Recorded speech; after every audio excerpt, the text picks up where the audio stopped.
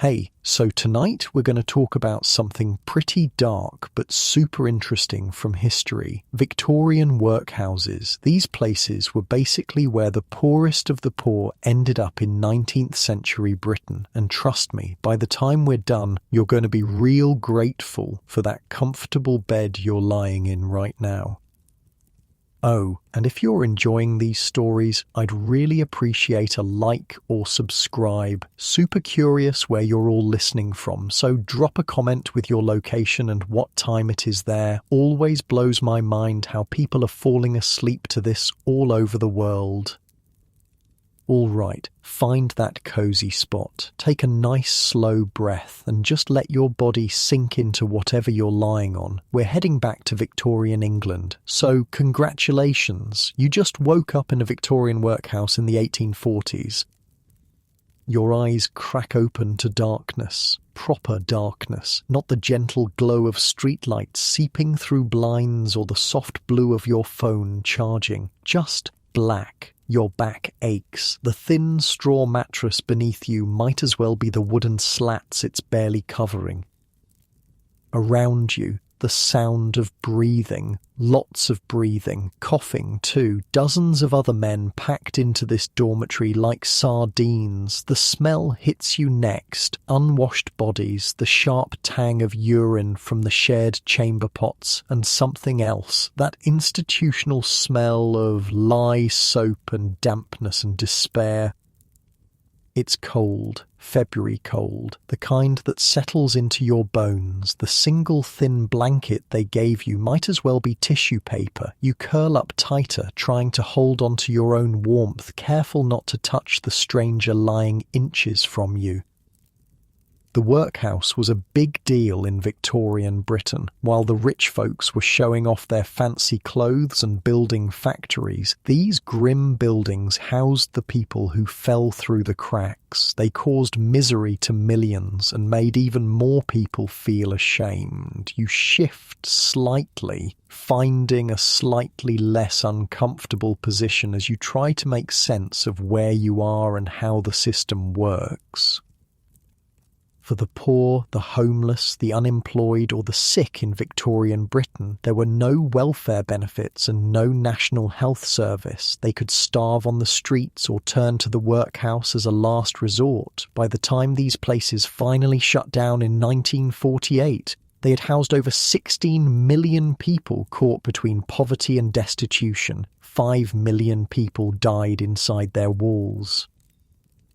Today, 1 in every 10 Britons has a family connection to these places. That's how widespread and significant they were to ordinary people's lives. But what exactly were these places, and why were they so feared? The ceiling above you is high and institutional. Somewhere outside this dormitory, a bell will soon ring to wake everyone for the day. You can almost feel it coming, like animals sense an earthquake. The workhouse system started in 1834 as what the government thought was a clever solution to the growing problem of poverty. The idea was brutally simple: humiliate the poor for asking for help, shame them into standing on their own 2 feet. In the quiet darkness, you hear someone a few beds down muttering in their sleep, something about his children. You learn later that he hasn't seen them since they all entered this place together 3 weeks ago. They were immediately separated, him to the men's ward, his wife to the women's, and his children to the children's quarters. Families torn apart was just standard procedure. Splitting people up was at the heart of the workhouse system. Children from their parents, wives from their husbands. By keeping different groups of paupers apart, the authorities thought they could stop what they saw as the toxic influence of poverty and prevent the spread of what they called bad behaviour. You're starting to understand now. This isn't just a poorhouse, it's a prison for the crime of being poor. The first hints of dawn are showing through the high, small windows. The dormitory is becoming visible in shades of grey, iron bedsteads lined up with military precision, men of all ages curled under identical thin blankets, some old, some merely children above 14 who qualified for the men's ward. Some are clearly sick, their breathing laboured. The buildings themselves were designed to judge people, to make them feel bad about themselves for being there, to scare everyone else from wanting to go there. These places were meant to be terrifying, so you would do anything you could to avoid them. The whole system was intentionally harsh. When Oliver Twist famously asked for another bowl of gruel, he was hit about the head with a ladle. Charles Dickens wasn't making up the brutality of workhouse life. The system was deliberately designed to make sure that life on the inside was worse than earning a pittance on the outside. You notice something about the men around you as they begin to stir. Their heads are all cropped short, almost shaved. You reach up and realise yours is too. Another way to strip away who you are. A heavy-set man appears at the doorway, the master, his face set in that particular expression of disinterested cruelty. Without a word, he rings a large handbell. The day has officially begun. Up, up, he barks. Line up for washing. Anyone not dressed and ready in 10 minutes gets no breakfast. The sudden commotion is startling. Dozens of men scrambling from their beds, reaching for the identical uniforms hanging on pegs. For the men, it's a striped shirt, ill-fitting trousers, a thick vest, woolen drawers and socks, a neckerchief and a coarse jacket. The rough fabric chafes against your skin, already red and irritated from yesterday. You join the shuffling line to the washroom. Cold water, shared towels, the indignity of it all designed to break your spirit, to remind you that you are no longer a person. You are a pauper, a burden on society. In Glasgow around this same time, a man named Patrick McCann was just the type of person the authorities wanted to target. He was a labourer who, like 1/3 of the city's population, managed to survive on the poverty line. But in 1897, Patrick ended up in the Scottish version of the workhouse, the poorhouse. Patrick was one of thousands of Irish immigrant workers who had flocked to Glasgow, hoping to find work after their own country was devastated by famine. He lived in the Cowcaddens area, one of the city's poorest districts, with his wife and their 8 children. They lived in tenements, with 40 to 50 other people sharing one building. Patrick's family had one room with a fireplace and one bed. That was it for the whole family. No heating, drafty, damp. By the late 19th century, Cowcaddens had one of the highest infant mortality rates in Europe. 1 in every 5 children died of poverty-related illnesses, including 5 of Patrick's own children.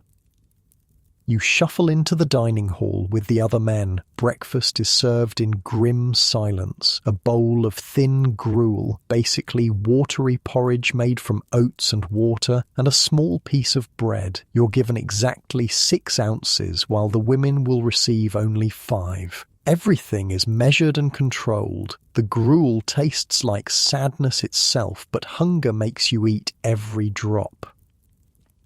No one speaks. Talking during meals is strictly forbidden. The workhouse ran under rigid rules, with harsh punishments for even minor stuff. For something as simple as swearing, inmates could have their already meagre diet restricted for up to 48 hours. For more serious offences, they could be locked up in isolation for 24 hours, fed only bread and water. After breakfast, the real purpose of the workhouse begins. Work, hard, monotonous, soul-crushing work designed to occupy your time and remind you of your place. The men are directed to the stone yard. Here, you'll spend hours breaking large stones into smaller ones for road construction. The women are set to doing laundry, scrubbing floors, or picking oakum, pulling apart old ropes into fibres to be reused in shipbuilding, a task that leaves fingers bloody and raw. The work isn't just difficult, it's pointless, designed to grind you down. The yard is cold in winter, baking in summer. There's no break. You're expected to work 10 hours a day, 6 days a week, all to earn your place, your gruel, your thin blanket. By 1900, economic expansion had made Britain the richest nation on the planet, and yet almost 1/3 of the country's urban population lived in poverty. To control the number of poor becoming dependent on what would today be called welfare benefits, paupers had to pass what was known as the workhouse test. In order to qualify for help, they had to be prepared to endure this regimen, to surrender their freedom, their dignity, their families. The workhouse wasn't technically a prison. The door was always open, and people were free to leave if they wanted, but for many, there was nowhere else to go. For 1 in every 10 who came in, the only way out was in a coffin. This is what happened in presenter Fern Britton's family. Her great-great-great-grandfather Friend Carter died in the workhouse. He had a cool Christian name, Friend, and whatever he did well because his descendants turned out all right. Like 1/4 of the population of Victorian Britain, Friend scraped a living working on the land. The upheaval of industrialisation and rural unemployment led to riots throughout his home county of Kent. But despite this mess, Friend was a hard worker and managed to stay out of the workhouse even when he was old. By 1871, at the age of 64, Friend was still working. Hard work that wouldn't have been easy for him. He was living with his daughter Harriet at this time. People relied on each other then, especially family. The family unit was very important because there was no backup, no pensions, no income. To the Victorians, the family unit was sacred. By threatening to break up families, the workhouse played on the worst fears of society. But even the strongest families were sometimes beaten by poverty. You pause in your stone breaking, straightening your aching back for a moment. The overseer isn't looking. You glance at the high walls surrounding the yard. Beyond them is freedom, but also starvation. At least here there's food, shelter, bare minimums that have become luxuries to the truly destitute. In 1879, the youngest of Friend's 10 children, Jessie, was taken ill with angina, a heart condition. The workhouse was one of the few places the poor could get free health care, and although conditions inside were dire, Friend had no choice but to take his son there as a last resort. Jessie stayed in the workhouse from January 1879 until April, 3 or 4 months. His medical condition was so serious he was transferred to a London hospital, but what Friend didn't know was that this would turn out to be a fate worse than death. The lunch bell rings. You set down your hammer with relief. Your hands are blistered, your back screaming in pain. You file back into the dining hall with the other men. Another silent meal. Today, it's a thin soup with a few vegetables floating in it. On Sundays, you might get a small piece of meat. Not today. The bread is dry, but you're grateful for every crumb. The earliest workhouses showed up in the 17th century, but it was the Victorians who first used them as the basis of a national welfare strategy. At its peak, there were 700 workhouses in England, housing over 250,000 people. Each was run by a master and matron, and the largest ones held over 1,000 inmates at a time. They were like small, miserable cities of the poor. Your legs ache as you stand in line, waiting. Your feet shift a bit, seeking a more comfortable position. A man nearby looks at you with empty eyes. How long has he been here? Weeks? Years? Time seems to lose all meaning within these walls. Charlie Chaplin came to Lambeth Workhouse as a child with his mother Hannah and his half-brother Sidney. When Charlie was 9 years old, his alcoholic father deserted the family. In July 1898, Charlie ended up at Lambeth Workhouse with his mother and half-brother. When they arrived, Hannah was separated from her two sons. She was taken to the female ward on one side of the building, while the two boys were taken to the children's building across the way. Immediate separation. That was how the system worked. A week after they first arrived, Charlie and Sydney met up with their mother. Charlie wrote about that reunion in his autobiography.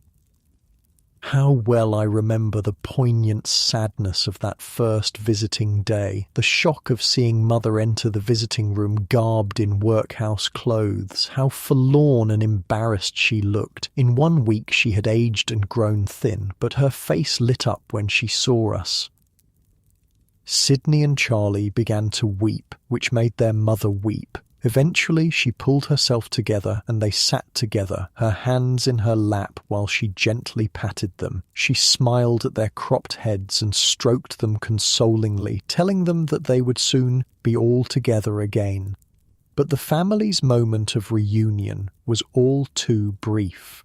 After 8 days, Charlie and Sydney were sent to a pauper school on the edge of London, leaving Hannah alone in the workhouse.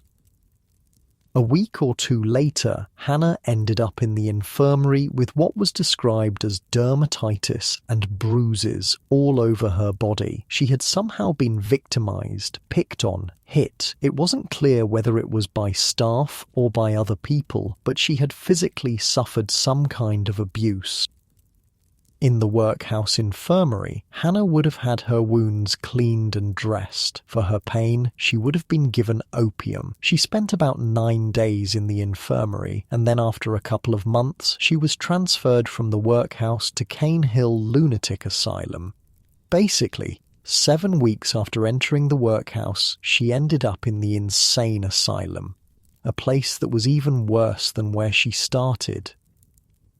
Officially, physical punishment wasn't allowed in workhouses, although unofficially abuse happened all the time. This is partly what made the workhouse such a feared institution, but the torment of life inside wasn't just physical, it was also psychological, as inmates were stripped of their dignity.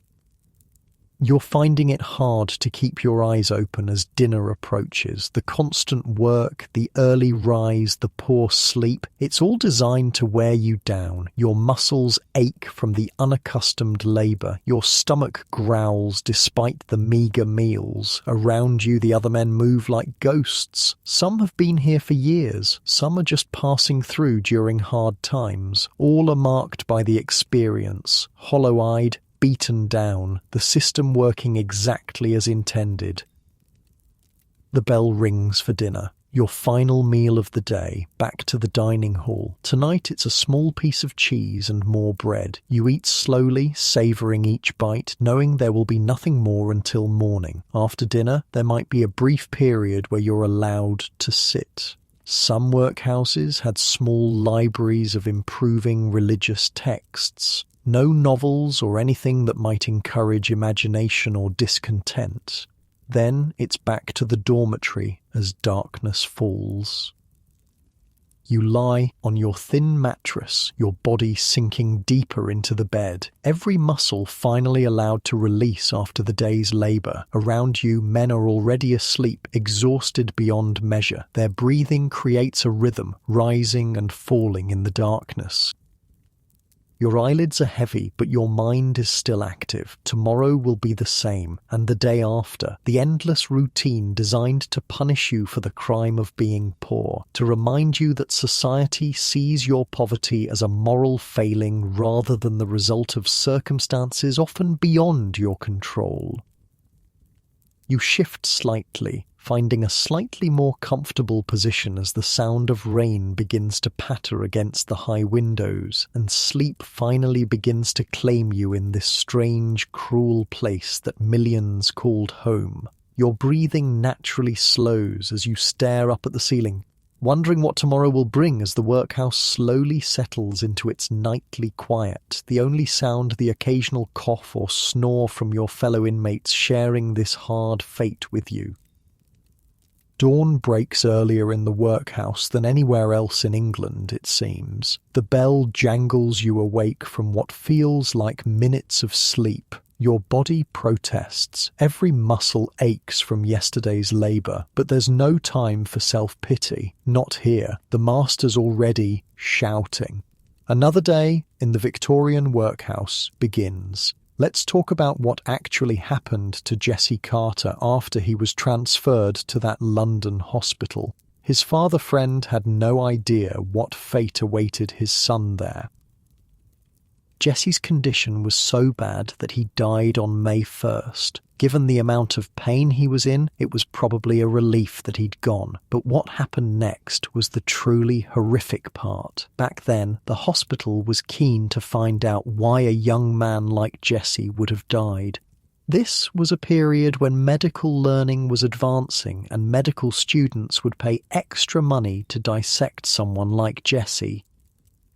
See, if a family had enough money, the body would go back to them and they would take care of it, but if not, then he'd go off for dissection, and in fact, many medical students in the hospital would have paid extra money to dissect someone like Jesse. The reality was brutal. For the crime of poverty, and it was regarded as a crime at the time, you would be dissected. It was your fault that you'd not climbed up out of this situation, and the way to repay your welfare debt to society was to go for dissection. The government would care for you in life, provided you repaid your welfare debt in death. Dissection back then didn't just mean slightly cutting the body. Photos from the time show how they would cut bodies apart extensively. The families of the poor were rightfully terrified of what would happen to their loved ones' bodies after death. Friend Carter must have been worried sick when he found out Jesse had been transferred to London. The workhouse was bad enough, but at least it was close to home. Now his son was miles away, and communication between institutions was almost non-existent.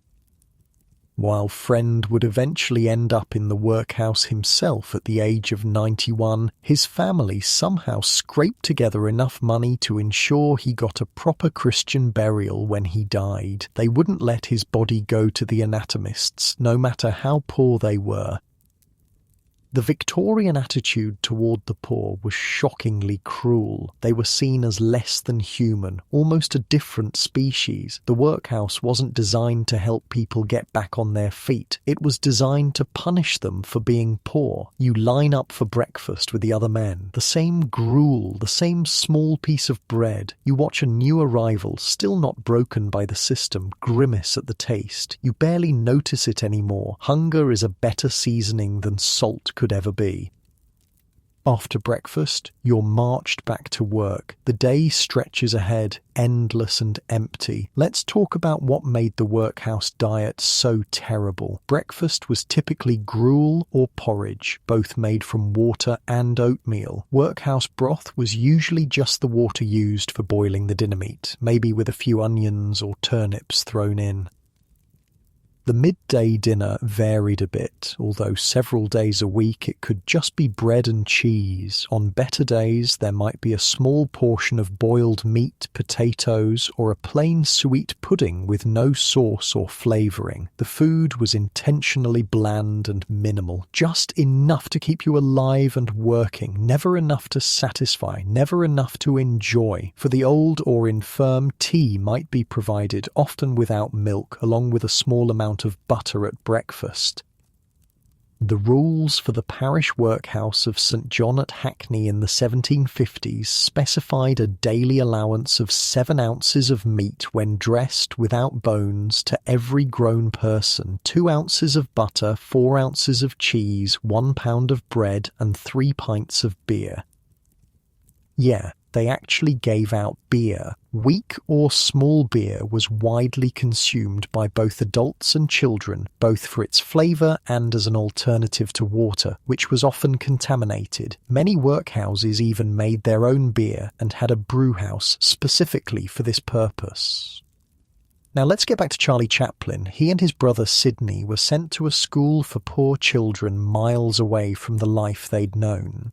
Charlie was one of over 800 pupils at Hanwell Industrial School. Alongside learning to read and write, children were also taught trades like carpentry, metalwork, and tailoring to set them up for future employment. The education wasn't completely terrible. They were taught how to swim, run, jump, tumble, and skip. Sports were quite important. That might explain why Charlie became so physical in his work later on. In his movies, he was his own stuntman. He knew how to walk on a tightrope, how to roller skate, how to fall and roll. Some of those skills probably came from his time at this school, but it wasn't all physical education and useful skills. The school wasn't only concerned with the child's physical welfare, but also its moral discipline. The gym doubled up as the punishment room. Penalties included reduced food rations, regular beatings, and being locked up in a windowless cell for up to 24 hours. Every Thursday, the names of kids who had misbehaved were read out in the playground, and on Friday, they were punished. The boys would be brought into the gym and lined up. It was only the boys. The girls weren't beaten, and it was only the boys aged over 7. There'd be a desk, and they would be lined up for their punishment. Charlie once got into trouble for something he didn't even do. He was accused of setting fire to the toilet block. When asked if he was guilty or not guilty, Charlie, nervous and impelled by a force beyond his control, blurted out guilty. He later wrote, "I felt neither resentment nor injustice, but a sense of frightening adventure as they led me to the desk and administered 3 strokes across my bottom. The pain was so excruciating that it took my breath away, but I did not cry out, and although paralyzed with pain and carried to the mattress to recover, I felt violently triumphant." His granddaughter later reflected that being an actress herself, she could see the joy of having the whole room staring at you and getting the punishment, being able to control your emotions and feeling triumphant. She thought that Charlie learned a lot of discipline at the school, mostly how to become a stronger person and a more independent person. After going through this, he probably realized that he could get through anything. Charlie took that resilience and turned it into gold. In 1913, he moved to Hollywood, where he turned his experience of poverty into cinema gold with his classic comic persona, the Little Tramp. 2 years later, at age 26, he was earning the equivalent of $8 million a year, making him one of the highest paid people in the world. But Charlie never forgot his mother. In 1921, he rescued Hannah from the asylum. She spent her last 7 years in luxury in California, a world away from the workhouse. Meanwhile, back in Glasgow, Brian Cox's great-grandfather Patrick McCann suffered a serious injury that left him disabled and unemployed at the age of 40. His wife had died, making him a single parent, bringing up his son Samuel, age 6, by himself.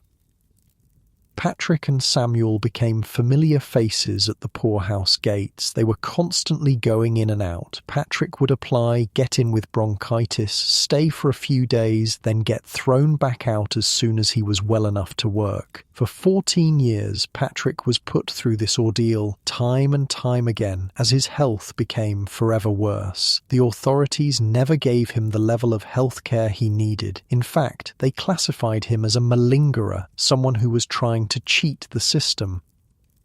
Malingerers and others of questionable character was the official designation. They believed Patrick was undeserving of help, that his illness wasn't genuine. The Victorian system divided people into the deserving and undeserving poor, and they decided Patrick was undeserving. By 1911, Patrick McCann was declared insane by a doctor. He was 54 years old when he was sent to Gartnerville Asylum. By that time, he was one of 45,000 old and infirm paupers who were moved from workhouses to asylums around the country because the authorities didn't know what else to do with them. You know what's crazy? Within 4 years, they were sending these same people in front of machine guns to fight a war for them. The injustice of it is astonishing.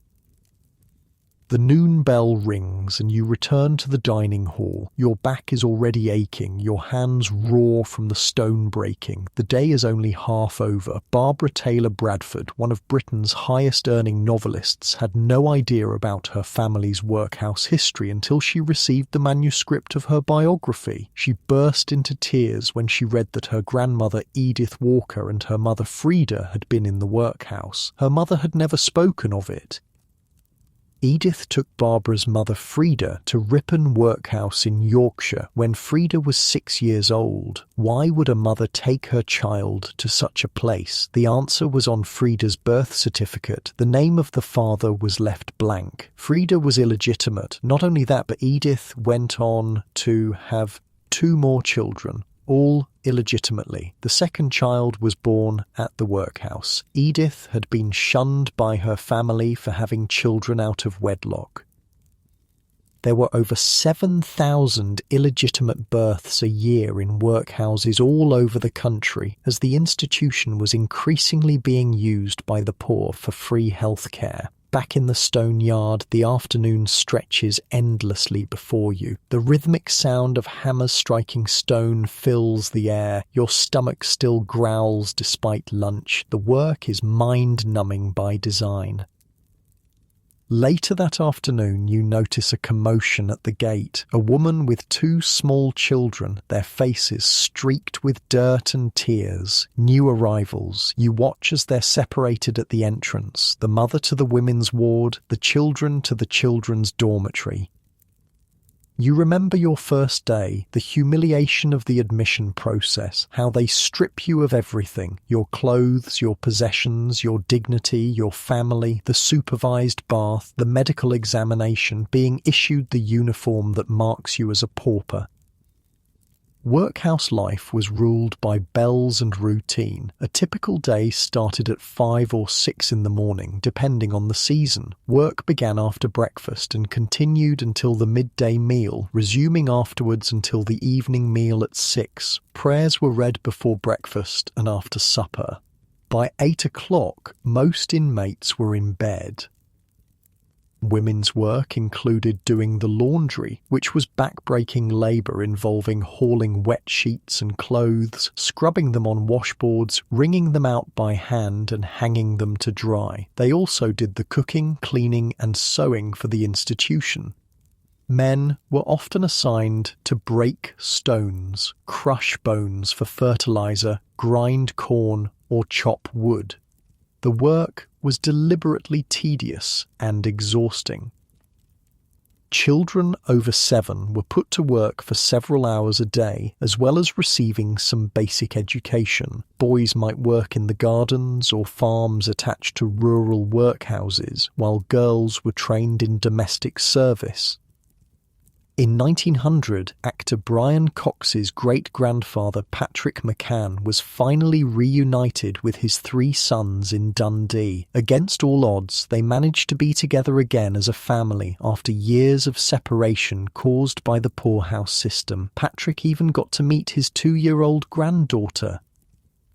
The sun begins to set outside. The stone yard empties as the men shuffle back inside for the final meal of the day. Your body feels heavier with each step, the mind-numbing routine already wearing you down after just 2 days. In the dining hall, silence reigns again. The same wooden tables, the same tin plates, the same meagre portions. The faces around you show varying degrees of resignation. Some have been here for years, some are just passing through during hard times. All bear the mark of this place, this system designed to break their spirit. After supper, there's a brief period of free time. Some read tattered Bibles in the corner, others just stare into space. Conversation is minimal and hushed. Too much fraternizing is discouraged. Then the bell for bedtime. Back to the dormitory, back to the thin mattress and single blanket.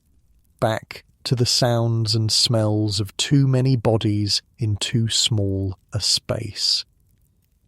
You lie down every muscle in your body sighing with relief. The hard work has one advantage. It makes sleep come quickly despite the discomfort. Around you, men are already beginning to snore. Tomorrow will be the same, and the day after, and the day after that. The endless routine designed to punish you for the crime of being poor. The workhouse isn't just a place, it's a sentence.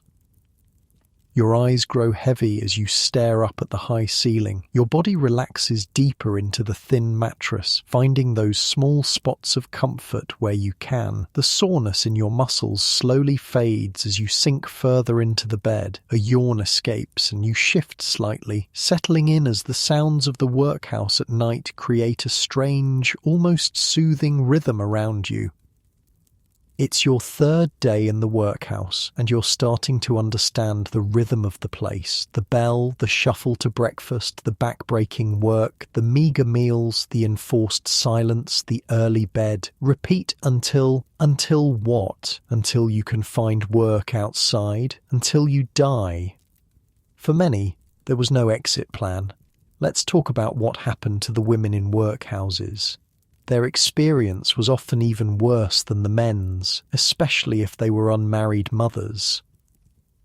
Felicity Kendall's great-grandmother Mary Little had little choice but to go to the workhouse when she broke the strict moral code of Victorian society. Mary had married John Little in 1880, and they'd successfully raised 9 children together during 18 years of marriage. But in 1898, at the age of 41, Mary gave birth to a 10th child, Albert, and everything changed.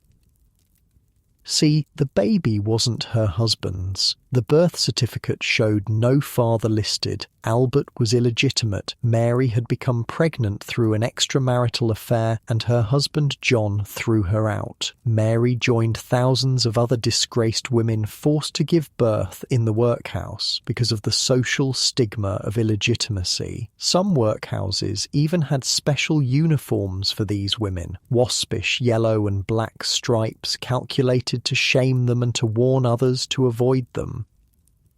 Albert was one of 7,000 children born illegitimately every year in workhouses, people who would forever have to live with the stigma of starting life on the lowest rung of society. But soon after Albert was born, Mary managed to escape the workhouse and get a job as a maid at High Force Forge. She and little Albert shared the attic dormitory with 5 other staff. It was tiny, but compared to the workhouse, it must have felt like a sanctuary.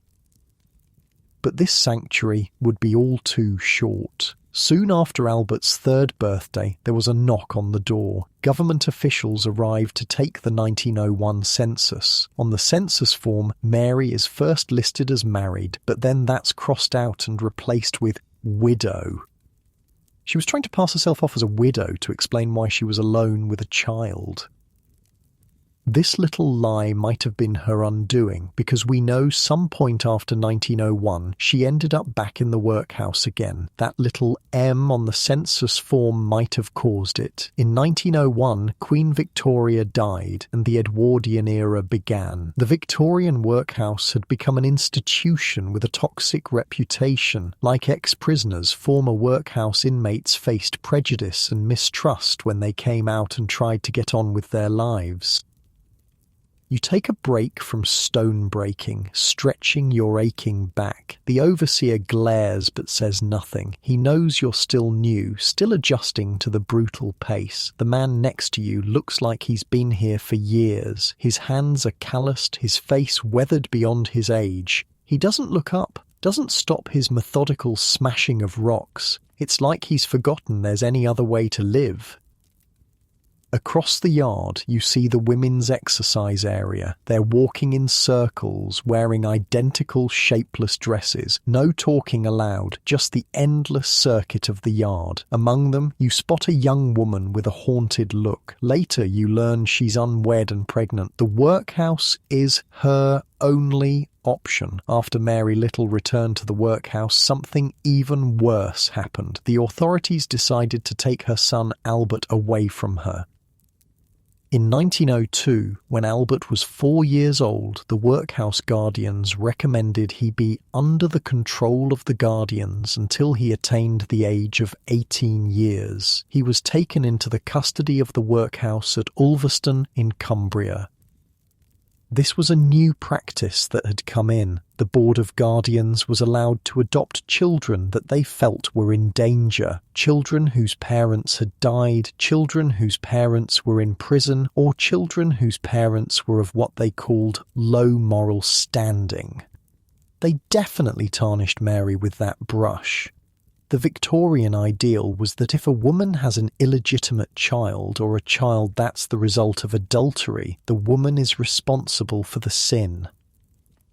In Ulverston, Albert was housed in a special children's block and segregated from the adult inmates, including his mother. 12 months after he was taken into care, Mary applied to the guardians to try to take Albert back. Her application was denied. She couldn't have a son back because she had lost all parental rights to him. Albert at this point was almost 5 years old.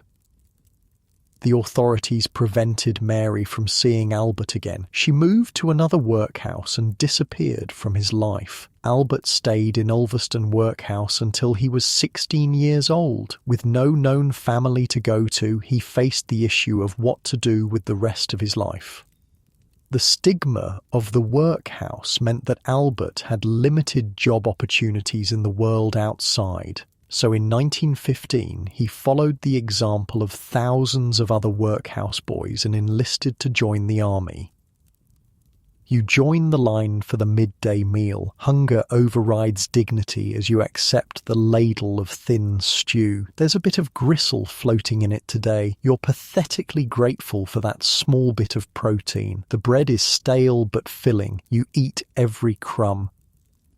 At the table, you listen to the whispered conversations around you. Talking isn't allowed, but inmates find ways to exchange information. You learn that Saturday is bath day. Once a week, you'll be marched to a communal bath where you'll wash under supervision. Privacy doesn't exist here.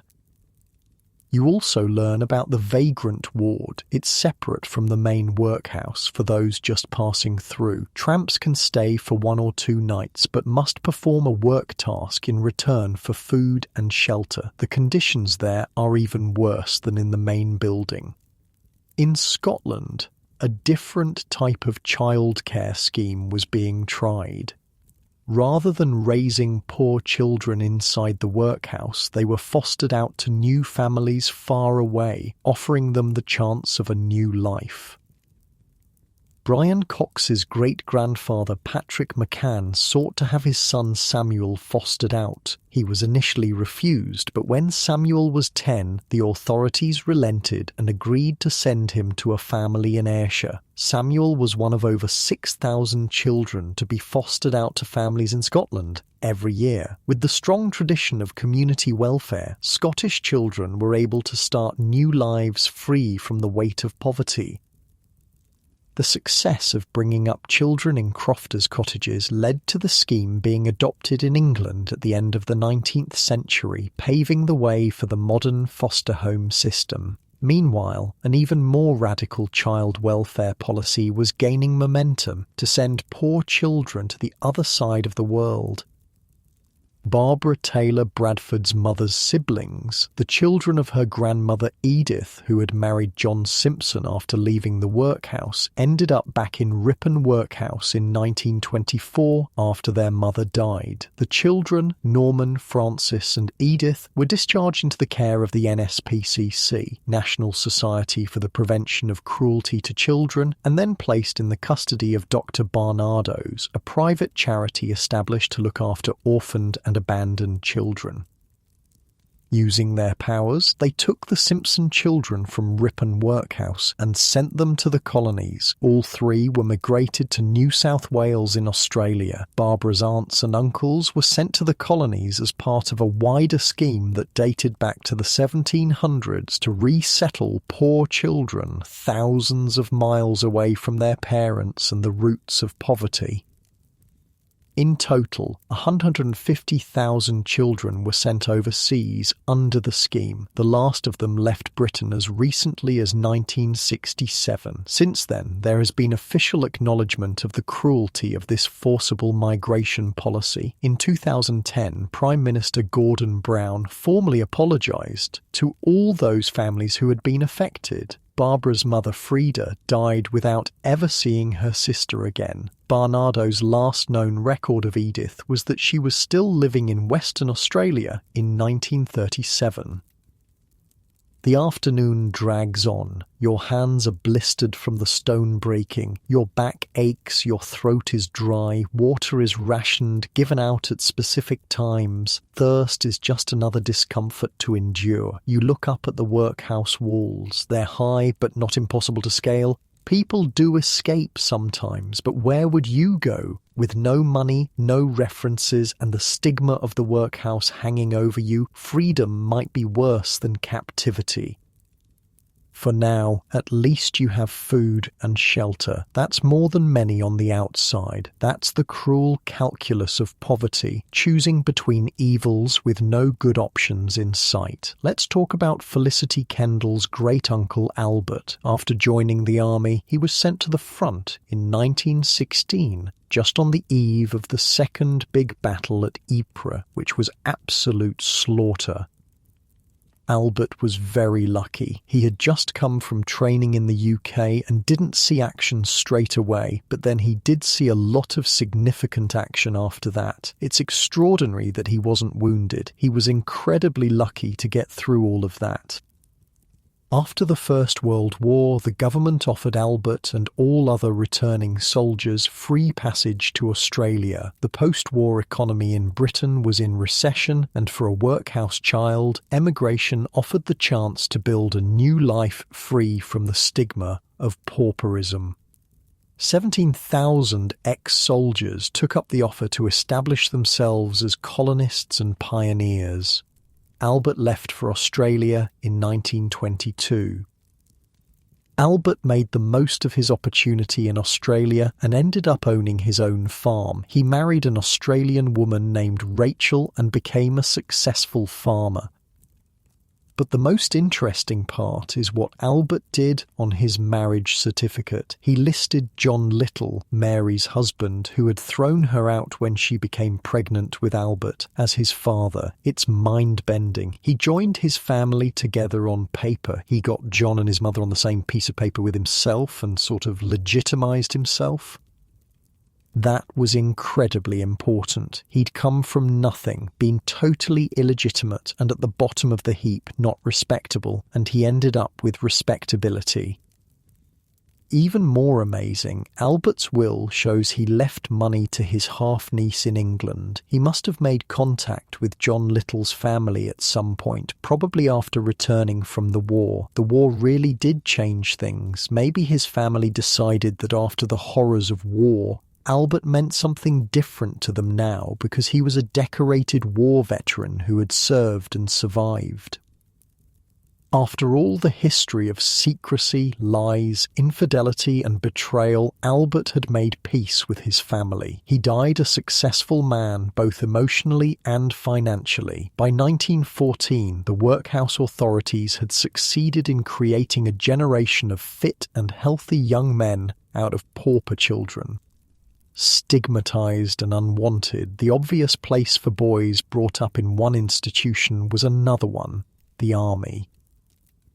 The moment had arrived for them to come forward in their country's hour of need as they volunteered in their thousands to fight in the First World War. The dinner bell rings, another silent meal, another few hours of enforced idleness before bedtime. The daily routine never varies. Some say the monotony is worse than the hunger or the hard work. Your mind starts to empty, to focus only on the immediate, the next meal, the next bell, the next instruction.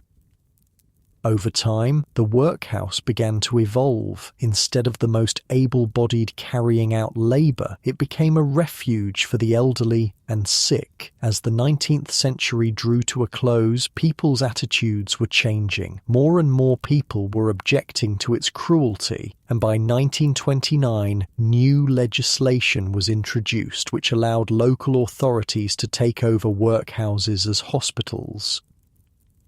The following year, workhouses were officially closed, although the volume of people caught up in the system and with no other place to go meant that it would be several years later before they truly disappeared. In fact, the workhouse survived well into the modern era until after the Second World War. It wasn't until the introduction of the NHS in 1948 that the last workhouse shut up shop as its remaining functions were absorbed into the welfare state. You lie on your thin mattress, staring up at the ceiling. Your body sinks deeper into the hard bed, somehow more comfortable tonight than it was yesterday. Muscles that screamed in protest this morning now just softly complain. You're adapting. The human body is remarkable that way. Around you, the sounds of the dormitory create a strange lullaby. The breathing of dozens of men, the occasional cough, the rustle of thin blankets. Your eyes grow heavy, but your mind still races with all you've seen and learned. What will tomorrow bring? More of the same, most likely. You shift slightly, finding a more comfortable position. The straw mattress crinkles beneath you. Your breathing naturally slows as you listen to the rain against the windows. The workhouse settles into its nightly quiet, the only sound the occasional soft snore from your fellow inmates sharing this hard fate with you. You've been in the workhouse for over a week now. The initial shock has faded into a dull acceptance. Your body has adjusted to the hard labour, the meagre food, the uncomfortable bed, but your mind still rebels against the crushing monotony and the loss of freedom. Breakfast is the same as always. Gruel with its bland, slightly salty taste. A small piece of bread. You eat mechanically, knowing you'll need the energy for the day ahead. Morning prayers are led by the chaplain, a stern-faced man who seems to believe poverty is a moral failing rather than a circumstance. Religion played an important part in workhouse life, with prayers read to the paupers before breakfast and after supper each day. Let's dive deeper into what happened to friend Carter's son, Jesse. After he died in the London hospital, a message would have been sent down to Kent to inform the family. For them, this created a huge dilemma, not just about the body, but also about Jesse's afterlife. That was the belief at the time. What they feared most was what would happen in the dissection rooms. Dissection didn't just mean slightly cutting the body, it meant cutting it a lot. It was a brutal process. This was all legal thanks to the Anatomy Act of 1832, which basically said that for the crime of poverty you would be dissected. The workhouse system would care for you in life, provided that you repaid your welfare debt to society in death. Most people think of the Victorians as philanthropic, religious, God-fearing, charitable, and kind. And yet, if you were living on the poverty line, you were considered scum. You were a criminal because you never made it up to the next rung of the ladder, and because of that you were penalised so much that you gave your body when you died. By the beginning of the 20th century, Britain was accelerating into the modern age. Cars were appearing on the roads, the telephone was becoming widely used, and the first X-ray machines were being installed in London's private hospitals. The workhouse, too, was modernising. The standard of food, education and healthcare inside was now better than the conditions a pauper could expect outside. But despite the material improvements, workhouse inmates remained tainted by the stigma of failure. You're assigned to a new task today, working in the vegetable garden. It's a relief from the stone yard. The soil is damp from recent rain, and there's something satisfying about planting seeds, even if they're not for your own benefit. The overseer is less harsh here, allowing occasional conversation as long as the work continues steadily. An older inmate works alongside you, showing you how to space the seedlings properly. His name is Thomas, and he's been here for 3 years. His wife died, his children moved away, and at 65, no one would hire him. The workhouse was his only option. At least I'll get a proper burial, he tells you quietly. Been saving, got a little fund for it, won't end up on the cutting table. His words remind you of the fate that awaits many who die here. Not just death, but a final indignity. It seems even in death, the poor cannot escape judgment. Let's talk about what happened with Barbara Taylor Bradford's grandmother, Edith Walker. Edith had taken Barbara's mother Frida to Ripon Workhouse when Frida was 6 years old. Then Edith had 2 more illegitimate children in the workhouse. But on October 15, 1910, Edith and her illegitimate children left the workhouse. That very day, they all walked around the corner to Ripon Cathedral, where Edith married John Simpson. This seemed like a happy ending, but it wasn't quite. By 1924, Edith had died, and her children with John Simpson, Norman, Francis and Edith, were admitted to Ripon Workhouse. They had been twice neglected by their father, John Simpson. When an NSPCC inspector visited the family, they found the children to be in a dirty and verminous condition. John Simpson was serving a 3-month prison sentence for their further neglect. Frida, Barbara's mother, was by then grown up, married, and working as a nurse in Leeds. After learning that her siblings had been sent to Australia, she wrote to Dr. Barnardo's asking about her youngest sister, little Edith. Frida wrote, "I write to you to ask you if you can give me any information concerning my youngest sister by name Edith Simpson. She was taken into one of your homes when she was a small child between 5 and 7 years. Barnardo's replied that Edith had gone out to Australia with one of their parties in April 1928 and is extremely happy and is getting on nicely out there. Frida responded, "It has taken a great load off my mind to know little Edith is still alive and doing so well, but now I am happily married and have a nice cottage of my own in a nice part of the city. I have been hoping that I might be allowed to bring Edith to live with me, as I could take good care of her now." She continued, "Please don't think me selfish wishing to have her now when you have cared for her and educated her and brought her up to be such a good girl, but it is just a longing for my own people." Barnardo's replied that they couldn't bear the expense of bringing Edith back to England, which would be from £32 to £36. Frida and her husband didn't have that kind of money to spare. Frida died without ever seeing her sister again. Barnardo's last known record of Edith was that she was still living in Western Australia in 1937. The midday bell rings. You wash your hands in the cold water pump, the dirt from the garden embedding itself under your fingernails. The dining hall is as silent as ever. The food is marginally better today. A thin stew with more vegetables than usual. Perhaps some came from the garden where you were working.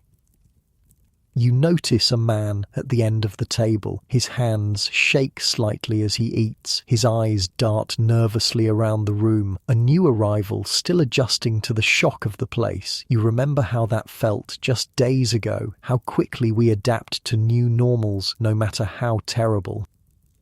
After lunch, it's back to the garden. The physical work is exhausting, but preferable to the mind-numbing tedium of picking oakum or breaking stones. At least here, you can see the results of your labour. The neat rows of seedlings promise future harvests. There's something hopeful in that, even if you won't be here to see them grow.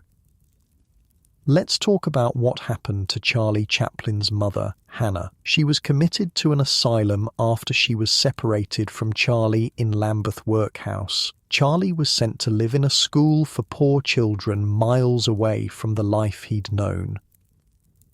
But Charlie's resilience is what stands out in his story. In 1913, he moved to Hollywood, where he turned his experience of poverty into cinema gold with his classic comic persona, the Little Tramp. 2 years later, age 26, he was earning the equivalent of $8 million a year, making him one of the highest-paid people in the world. He went on to co-found United Artists, still one of the most famous studios in Hollywood today, but Charlie never forgot his mother and rescued Hannah from the asylum in 1921. She spent her last 7 years in luxury in California, a world away from the workhouse. Charlie's success may be unique, but the resistance he showed against all the odds is shared by other workhouse inmates. People who took on the system and left a legacy of courage and defiance for future generations. The afternoon wears on. The sun breaks through the clouds occasionally, warming your back as you work. It's almost pleasant if you can forget where you are, but the high walls surrounding the workhouse grounds are always visible, a constant reminder of your confinement. By the early 20th century, workhouses were changing. They were increasingly being used by the poor for free healthcare rather than as a deterrent to idleness. Astonishingly, the workhouse survived well into the modern era until after the Second World War. In 100 years, it was home to over 16 million people caught between poverty and destitution. By the time it finally shut down in 1948, 5 million people had died in the workhouse. The Victorian era became associated with imperial pomp and industrial revolution, but the workhouse represented the vast underbelly of society, an institution that caused misery to millions and evoked shame in even more. Today, 1 in every 10 Britons has a family connection to this formidable institution. Amongst the stories of tragedy, there are also stories of triumph against overwhelming odds. Let's go back to Felicity Kendall's great-uncle Albert. He left behind his workhouse origins and made a success of himself in Australia, but there's a sad part to his story that we haven't covered yet. When Albert was taken into the custody of the workhouse at age 4, his mother Mary also had another child, Claude, who was just 18 months old. Claude died of diarrhea, a common cause of infant death amongst the poor. Claude would have been Felicity's great-uncle too. He was buried in Ulverston Cemetery. When Felicity visited his grave, she laid stones on it. Being Jewish, she didn't leave flowers. She reflected, "I think the thing about Mary, one of the things that I'm taking away from her story, is that it was tragic, and this obviously is the ultimate tragedy. But having buried little Claude, she may have been grateful that at least Albert was safe, that he would be looked after." The other way Mary might have reacted as a mother would be, "Oh my goodness, what if he's ill and I can't be there to hold his hand and mop his brow?" The authorities prevented Mary from seeing Albert again. She moved to another workhouse and disappeared from his life. Albert stayed in Ulverston Workhouse until he was 16 years old. The dinner bell rings. You join the line with the other men, filing into the dining hall. Your clothes are damp with sweat from the day's labour. The evening meal is the usual bread and cheese. Occasionally there might be a bit of butter, but not today. After dinner, there's a brief period of free time before prayers and bed. Some men read Bibles or newspapers if they're lucky enough to get hold of one. Others just sit, staring into space. The endless routine has worn away at their capacity for joy or interest. You've started to notice the different types of inmates. There are the regulars, often elderly or disabled people who have nowhere else to go. There are the in-and-outers who come during hard times and leave when work can be found. And there are the truly desperate, those who have lost everything and everyone. You're one of the in and outers, you hope. This is temporary. Once spring comes, there will be more work available. You just need to endure until then. But you've seen how easily people can become institutionalized, how the spirit can be broken by the relentless grind of workhouse life. The early Victorian pioneers of the workhouse viewed poverty as a crime, but as the 20th century unfolded, there was a growing sense that it was a social problem which could only be treated by showing greater compassion. In this new world order, the idea of a deterrent workhouse looked increasingly outdated. Over time, many of its functions had been discharged to specialized institutions like pauper schools and free hospitals for the poor as a new model of social welfare began to take shape. In 1929, the workhouse was formally abolished by an Act of Parliament, although it took almost 20 years to phase out altogether. With the introduction of the NHS in 1948, the last workhouse shut up shop as its remaining functions were absorbed into the welfare state. Today, almost all physical traces of the institution have been covered up or erased, but its shadow nonetheless falls over millions of people whose lives have been touched by their families' secrets from the workhouse. The bedtime bell rings. Another day done, another day survived. You return to the dormitory, to the same thin mattress, the same scratchy blanket. Your body aches from the day's work, but it's a productive ache. Unlike the stone breaking, the garden work felt purposeful, meaningful somehow.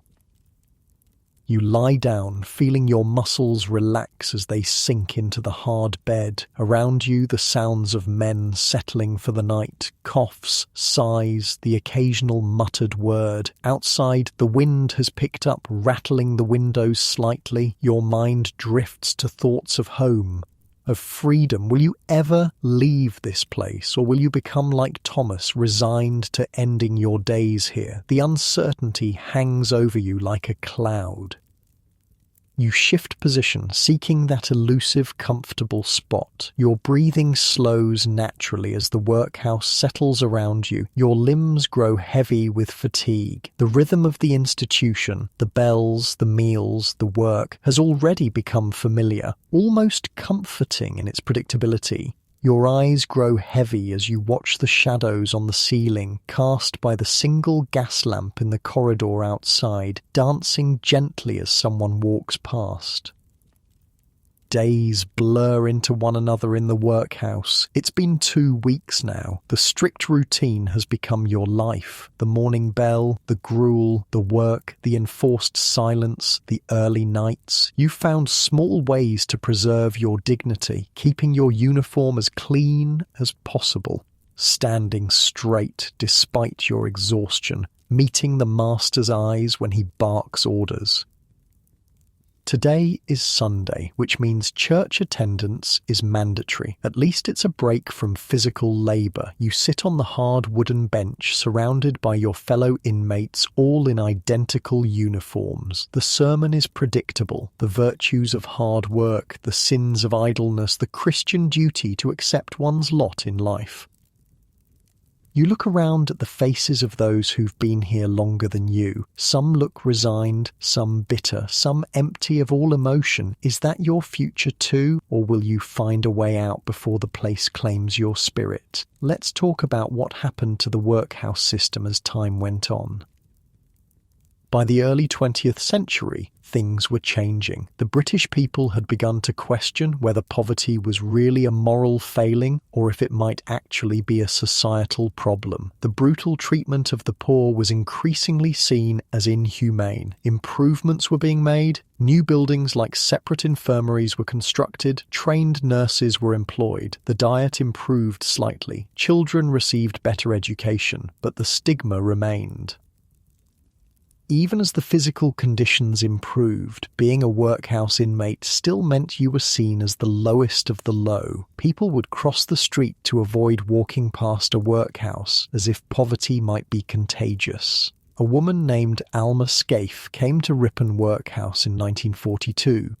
She was just 6 years old, the same age as Barbara Taylor Bradford's mother when she was there. Even in the 1940s, conditions were still harsh. Alma remembered the fear most of all, the bad memories, having to wear cardboard in her shoes to go to school because the workhouse wouldn't provide proper footwear. When she grew up, Alma was determined that her own children would never experience the shame and deprivation she had known. She said, "My children didn't have a hand-me-down like I had. Everything I wore was given. My children, if I had anything given, it went in the bin. So you did give them a better life?" "Oh yeah, always Clark shoes, always Ladybird clothes. They've had everything, my children." Barbara Taylor Bradford's mother said something similar. "I want you to have the kind of life I should have had." Barbara often wondered what her mother meant, and now she thinks it was about being in Ripon Workhouse. That experience gave her mother that determination and toughness and will to make sure Barbara had a different life, to give her the opportunities her mother didn't have. After lunch, there's a rare treat, an hour of free time in the yard. The weather is mild for February, almost spring-like. You sit on a bench feeling the weak sun on your face. It's the small pleasures that keep you going, the taste of slightly sweetened tea that's sometimes served on Sundays. The brief moment of warmth in the washroom before the cold water hits. The occasional kind word from a fellow inmate.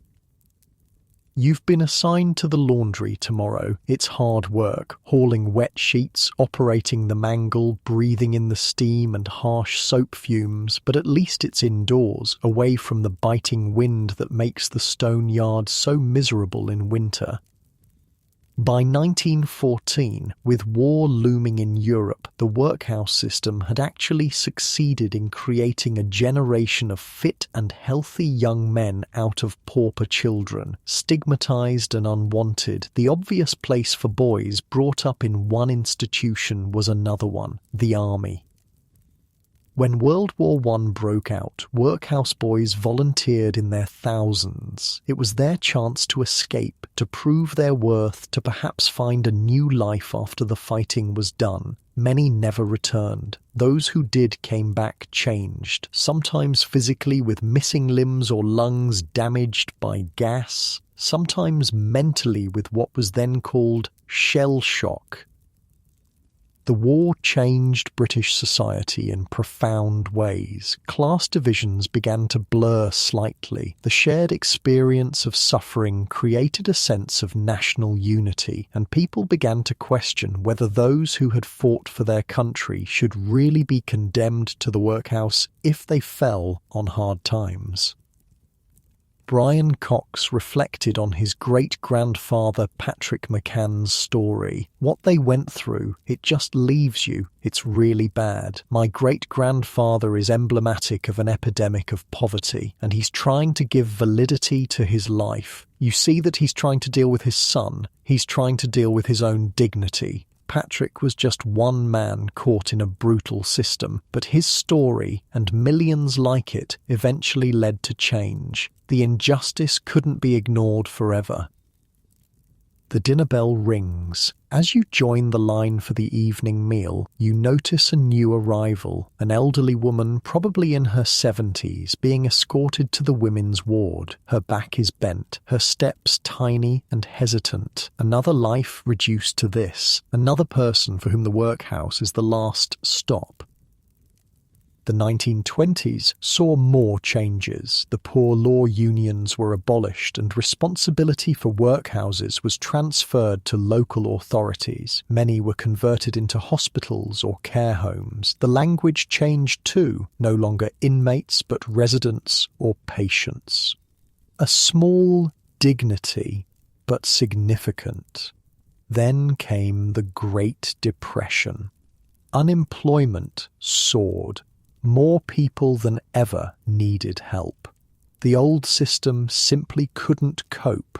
It became increasingly clear that a new approach was needed. The Second World War accelerated the changes. The British people had endured bombing, rationing, and loss together. The idea that the poor, the sick, and the elderly should be left to the mercy of the workhouse system seemed increasingly outdated and cruel. In 1948, with the introduction of the National Health Service, the last workhouses finally closed. The buildings were repurposed as hospitals, homes for the elderly, or simply demolished. A dark chapter in British social history was officially over, but the legacy of the workhouse lived on in the memories of those who had experienced it, in the family stories passed down through generations, and in the cultural attitudes toward poverty that persist even today. As you prepare for bed, you wonder what will become of you. Will you find work when spring comes? Will you escape this place before it becomes your permanent home? Or will you join the ranks of those who have nowhere else to go, for whom the workhouse is both prison and sanctuary? You lie down on your thin mattress, pulling the single blanket up to your chin. The dormitory is quiet except for the usual coughs and snores. Tomorrow will be the same as today, and the day after that. The relentless routine grinds down hope, wears away identity, until all that's left is survival. Yet even here, human dignity persists, in small acts of kindness between inmates, in the determination to maintain some sense of self despite the institutional uniforms and rules, in the dreams of escape and better days that visit during the long nights. The story of the workhouse is not just a story of cruelty and despair, it's also a story of resilience, of people like Charlie Chaplin, who rose from workhouse child to global superstar, of people like Albert Little, who built a new life on the other side of the world, of people like Frida Walker, who ensured her daughter would never know the shame and hardship she had experienced. It's a story of a society slowly learning that poverty is not a moral failing, but a social problem that requires compassion rather than punishment. That progress was painfully slow, bought with the suffering of millions, but it did come eventually. The Victorian workhouse stands as a reminder of how far we've come, and perhaps as a warning of how easily we could return to seeing the poor as deserving of their fate if we're not vigilant. You shift in your bed, finding a slightly more comfortable position. Your body is tired from the day's labour, your mind drifting towards sleep. The workhouse breathes around you, a living entity of stone and rules and human struggle. Your breathing deepens as your body relaxes further into the mattress. The day's tensions begin to melt away. Even in this harsh place, sleep offers temporary escape, a few hours of freedom in dreams.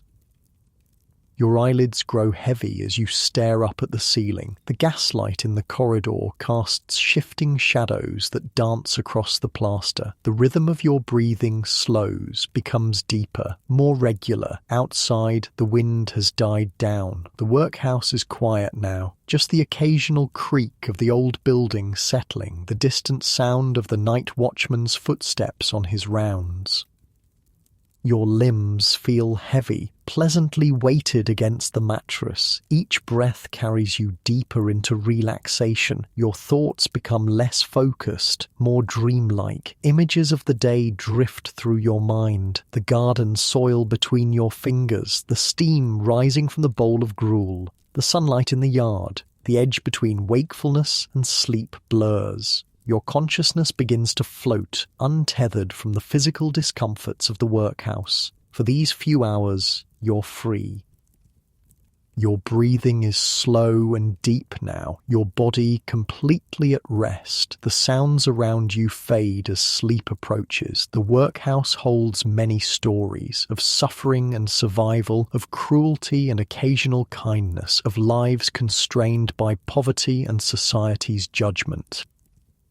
But tomorrow is another day. Perhaps it will bring a letter with news of work. Perhaps spring will come early, bringing jobs and the chance to leave. Perhaps you'll find small moments of connection with your fellow inmates that make the days more bearable. For now, though, There is just the comfort of rest. Your eyes close fully, your mind drifting into the welcome embrace of sleep.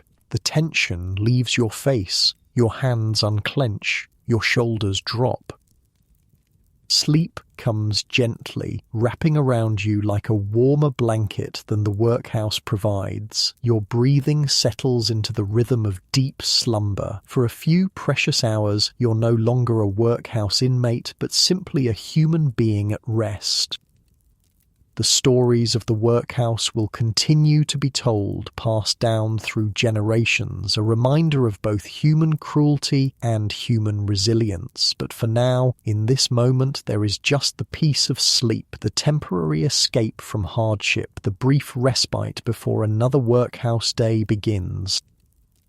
Your mind drifts deeper, consciousness fading like the last light of day. Dreams begin to form at the edges of your awareness, taking you far from the workhouse walls, far from the rigid rules and meagre food, far from the identity of pauper that's been forced upon you. In sleep, you're free. Your breathing is deep and regular, your body completely relaxed. All the tension of workhouse life melts away as you sink deeper and deeper into restful slumber. The world fades, worries fade, there is only the gentle rhythm of your breathing and the welcome embrace of sleep. And as you drift off completely, there's a sense that this too shall pass, that the workhouse, for all its power to dominate your days, cannot claim your dreams, that somewhere beyond these walls another life waits. But for now, there is just sleep, deep, restful sleep. Your body surrenders to it completely as the night wraps around you like a protective cloak.